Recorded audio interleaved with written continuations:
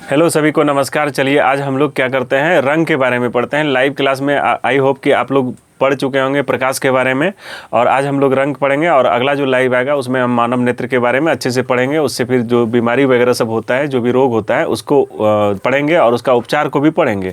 ठीक है, तो चलिए आज हम लोग क्या करते हैं, एक छोटा सा वीडियो लाए हैं आपके लिए। रंग को बढ़िया से समझ लेते हैं और ये एग्जाम की दृष्टि से बहुत ही अति महत्वपूर्ण होता है, तो आपको पढ़ना बहुत ज़्यादा जरूरी है। ठीक है, तो चलिए देखिए, रंग बोलते हैं, कलर बोलते हैं, इसको ऐसे वर्ण भी कहते हैं। क्या कहते हैं? वर्ण कहते हैं। आप लोग पढ़ेंगे वर्ण विक्षेपण, अगर नहीं बोलते तो रंग विक्षेपण होता। तो वर्ण विक्षेपण हो रहा है, इसका मतलब रंग को हम क्या बोलते हैं? वर्ण कहते हैं। ठीक है, रंगों के टूटने की क्रिया को ही वर्ण विक्षेपण कहते हैं। 7 रंगों में बढ़ता है, आप लोग डिस्पर्सन ऑफ लाइट में पढ़े होंगे। ठीक है, तो सबसे पहले आप ये समझिए कि रंग जो होता है किसी भी चीज़ का, उसका क्या रीजन है। तो आप यहाँ पे हम आपको समझा रहे हैं, आप समझेंगे बढ़िया से कि रंग क्या होता है। तो देखिए, रंग सबसे पहले क्यों होता है, किसी भी चीज़ का रंग होने का रीज़न क्या होता है, कि ये लाल लगता है, पीला लगता है, हरा लगता है, ये क्या होता है, एक्चुअल रीज़न क्या है। तो हम आपको क्या बताए थे कि जब सूरज का जो प्रिज्म से 7 ये जो गुजरता है तो 7 रंग में बढ़ता है। आपको बताए थे 7 रंग में बढ़ता है, ऐसे करके 7 रंग में बढ़ता है। देखिए यहाँ पे, तो यहाँ से ऐसे गया तो ऐसे जाना चाहिए था, लेकिन यहाँ से क्या होता है, ऐसे 7 रंग में क्या होता है, बढ़ जाता है। 7 रंग में क्या होता है, बढ़ जाता है। बढ़ता है कि नहीं? बढ़ता है। तो 7 रंग में जो बढ़ता है, तो यहाँ से हम देखते हैं कि विबग्योर होता है, विबग्योर होता है। ठीक है ना, तो यहाँ पे ये लाल होता है, ये होता है। तो आपको हम समझाए थे कि सबसे पहले आप देखेंगे कि गामा होता है, फिर एक्सरे होता है। ठीक है, फिर परावैंगनी होता है। क्या होता है? परावैंगनी, जिसको आप अल्ट्रावायलेट बोलते हैं। उसके बाद दृश्य तरंग होता है। ठीक है ना, फिर अवरक्त होता है। इसी प्रकार के उधर अलग अलग रे होते हैं। तो सभी का क्या होता है ना, वेवलेंथ होता है। क्या होता है? वेवलेंथ। और ध्यान से आप यहाँ समझ लेंगे कि जब वेवलेंथ का बात करें, तरंग दैर्घ्य का बात करें, तो तरंग दैर्घ्य जो होता है यह आवृत्ति का व्युत्क्रमानुपाती होता है। याद रखेंगे, मतलब फ्रीक्वेंसी का क्या होता है, आवृत्ति को इंग्लिश में फ्रीक्वेंसी कहते हैं, तरंग दैर्घ्य को वेवलेंथ कहते हैं। ठीक है, ध्यान से, मतलब तरंग दैर्घ्य जिसका ज़्यादा होगा, आवृत्ति उसका उतना ही कम होगा, और आवृत्ति अगर ज़्यादा होगा तो तरंग दैर्घ्य कम होगा। समझ में आ रहा है? तो गामा हो गया, एक्सरे हो गया, परावैंगनी हो गया, दृश्य हो गया, अवरक्त हो गया, ये सब अलग अलग। फिर सूक्ष्म है, रेडियो है, दीर्घ, अलग अलग प्रकार का रे होता है। तो ये गामा का क्या होता है ना, वेवलेंथ सबसे कम होता है। गामा का वेवलेंथ क्या होता है? सबसे कम होता है। लेकिन जब दृश्य प्रकाश में हम जाते हैं तो यहाँ पर हम देखते हैं कि बैगनी होता है, फिर नीला होता है, फिर आसमानी होता है, फिर हरा होता है, फिर पीला होता है, फिर नारंगी होता है, फिर लाल होता है। और ये इसका जो होता है 3900 एंगस्ट्रॉम, और इसका होता है 7800 एंगस्ट्रॉम। ठीक है ना, तो देखिए, अब इसका मतलब वो लाल इसलिए दिखा हमको क्योंकि उसका तरंग दैर्घ्य 7800 है। समझिएगा बढ़िया से। और यह बैगनी इसलिए हमको दिखा क्योंकि यह इसका तरंग दैर्घ्य 3900 है। 4000 भी कोई कह देता है, और उसका 8000 कह देता है, तो इतना मैंने नहीं रखता है। लेकिन आप समझिए, अगर इसी का तरंग दैर्घ्य, जब यहाँ पर कोई रे है और उस प्रकाश को हम 4000 मतलब 8000 के आसपास लेके जाएंगे, तो यही दिखने लगेगा हमको क्या होता है, लाल। आप जब हम आपको कोई ऐप का एडिटिंग करते होंगे ना, तो आप देखते होंगे कि जब कलर ऐसे ऐसे करके बढ़ाते हैं ना, तो कलर बढ़ते ही आता है। तो आप क्या कर रहे हैं, उसका वेवलेंथ बढ़ा रहे हैं, तो धीरे धीरे कलर चेंज हो जाता है। समझ में आ रहा है ना? तो किसी भी चीज का, किसी भी प्रकाश का जो रंग होता है वह किस पर निर्भर करता है, उसके तरंग दैर्घ्य पर निर्भर करता है। आपको परीक्षा में तरंग दैर्घ्य ऑप्शन में नहीं रहेगा, तो क्या हो सकता है, आवृत्ति। अगर मान लेते हैं तरंग दैर्घ्य ज़्यादा है, तो इसका मतलब इसका आवृत्ति कम है ना। तो किसी भी चीज़ का जो रंग होता है 2 चीज़ पे निर्भर करता है, या तो आवृत्ति पर या तरंग दैर्घ्य पर। होता है एक्चुअल में तरंग दैर्घ्य पर ही, क्योंकि तरंग दैर्घ्य अगर बढ़ा देंगे तो लाल हो जाएगा, और अगर तरंग दैर्घ्य बढ़ा देंगे लाल का, तो सुनिए क्या हो जाएगा, वह अवरक्त प्रकाश हो जाएगा, फिर आपको दिखेगा ही नहीं। और 3900 से अगर घटा देंगे तो फिर वो तो परावैंगनी में आ जाएगा, दिखेगा ही नहीं। समझ में आ रहा है ना? देखिए, परावैंगनी के बाद तुरंत हो जाता है बैगनी, होता है कि नहीं? परावैंगनी के बाद तुरंत होता है बैगनी, बैगनी से पहले परावैंगनी। याद रखेंगे, तो परावैंगनी हो गया। तो अगर तरंग दैर्घ्य इसका घट गया, थोड़ा सा भी अगर घटेगा, तो परावैंगनी में हो जाएगा, फिर आपको दिखेगा भी नहीं। बैगनी तो दिख भी जाता है, बैगनी, नीला, आसमानी, हरा, पीला, नारंगी, लाल दिख जाता है। परावैंगनी दिखेगा नहीं, एक्सरे दिखेगा नहीं, गामा दिखेगा नहीं।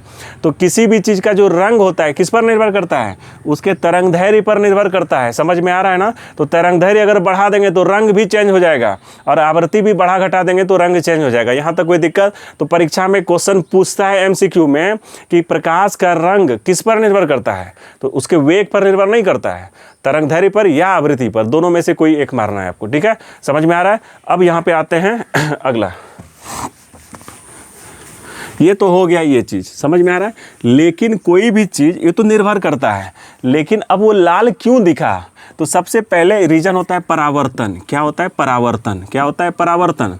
अब देखिए यहाँ पे समझेंगे कि कोई, जैसे मान लेते हैं कि कोई भी चीज़ आपको लाल क्यों दिखता है, इसका मतलब होता है कि वो सारा कलर ले लिया, लेकिन लाल को क्या क्या वापस भेज दिया। तो जो वापस भेजा ना, तो दुनिया को आप क्या देते हैं यही मायने रखता है, और लोग आपको इसी नज़र से देखता है।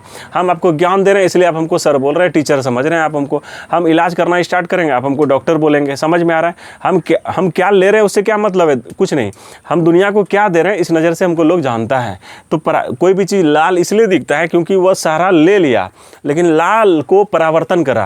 कोई पीला इसलिए दिखता है क्योंकि वह सारा कलर को ले लिया, लेकिन पीला को परावर्तन किया। परावर्तन मीन्स लौटा दिया, इसलिए वह हमको क्या दिखता है? पीला दिखता है। समझ में आ रहा है ना? तो कोई भी चीज़ का रंग किस कलर का होता है, वो कौन सा घटना है? परावर्तन। समझ में आ रहा है ना?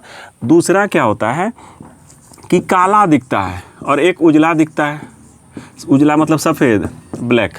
काला, तो काला इसलिए दिखता है जब कोई भी कलर, जब प्रकाश का पूरा कलर पड़ा वहाँ पर, ठीक है ना, और वहाँ पर क्या हो गया कि सारा प्रकाश को क्या किया हुआ? अवशोषित कर लिया। सारा प्रकाश को क्या कर लिया? अवशोषित कर लिया। समझ में आ रहा है? सारा प्रकाश को क्या कर लिया? अवशोषित कर लिया। मतलब जब सारा प्रकाश को क्या कर लेगा? अवशोषित कर लेगा, तो वो क्या बन जाएगा? काला। और जब सारा प्रकाश को वापस लौटा देगा, मतलब एक भी नहीं रखेगा, सारा लौटा देगा, तब बन जाएगा उजला। तो अगर मान लेते हैं कहीं उजला कलर दिख गया, मतलब क्या? यह तो उजला लिख ही दिए है ना, उत्सर्जित, उत्सर्जन कर देगा, उत्सर्जन। सारा कलर अगर वापस कर दिया, एक भी नहीं रखा, तो इसका मतलब वो उजला बन जाएगा। सारा कलर को ले लिया तो अवशोषित हो जाएगा। इसलिए काला कलर क्या होता है? गर्मी में नहीं पहनना चाहिए क्योंकि वह सब प्रकाश को अवशोषित करता है। उजला इसलिए गर्मी में पहनना चाहिए क्योंकि सारे प्रकाश को दे देता है। इसलिए सीलिंग वगैरह सब देखते होंगे उजला। वाइट वॉशिंग अच्छा होता है, आप लाल पीला हरा कर देंगे अलग बात है शौक के लिए, लेकिन वाइट जो होता है वो ज़्यादा अच्छा होता है क्योंकि गर्मी के दिन में वो सारे प्रकाश को क्या करेगा? मतलब परावर्तित कर देगा ना, तो इसलिए अब उत्सर्जन कर देगा, तो इसलिए वो काला देखा है। अब छाता सब देखते होंगे, वो तो फिर बाद में किरचॉफ वगैरह सब बता देंगे आपको। समझ में आ रहा है? तो आप देखते होंगे कि जो फैशन वगैरह सब होता है ना, तो वो अलगे लेवल पे जाता है। क्या होता है? इसको खोल दो, अलगे लेवल पे होता है। तो समझ में आ रहा है? अब देखिए रंग का प्रकार होता है, तो रंगों का प्रकार होता है, एक होता है प्राथमिक रंग, एक क्या होता है? प्राथमिक रंग। यहाँ पे समझेंगे ध्यान से, प्राथमिक रंग, प्राथमिक रंग जिसको प्राइमरी कलर कहते हैं, और एक होता है द्वितीयक रंग। एक क्या होता है? द्वितीयक रंग, ठीक है, जिसको सेकेंडरी कलर कहते हैं। क्या कहते हैं? Secondary colour. अब प्राथमिक रंग और सेकेंडरी रंग क्या होता है? तो प्राथमिक रंग याद करने का नियम क्या है? आप याद रखेंगे निहाल। क्या रखेंगे? निहाल। क्या रखेंगे? निहाल। अब देखिए निहाल क्या है? तो नी से हो गया नीला, ह से हो गया हरा, और लो से हो गया लाल। ठीक है, तो ऐसे याद रखेंगे आप, आर जी और बी याद रखेंगे। लाल, हरा और ब्लू ये प्राथमिक रंग है। और द्वितीयक रंग क्या होता है? याद रखेंगे, येलो, वाई एम से मैजेंटा और सी से सियान। याद रखेंगे, सी से सियान, वाई से येलो, एम से मैजेंटा। ठीक है, अब देखिए ये द्वितीयक रंग है। जब हम क्या करते हैं, इस लाल को यहाँ पे वाइट लिख देते हैं। ठीक है, यहाँ पे वाइट लिख देते हैं ऐसे करके। देखिए अब ध्यान से समझिएगा, जब इस लाल को इस सियान से मिलाते हैं, जब इस लाल को सियान से मिलाते हैं, इस सियान को लाल से मिला देते हैं, तो क्या बन जाता है? वाइट बन जाता है। क्या बन जाता है? वाइट बन जाता है। सॉरी।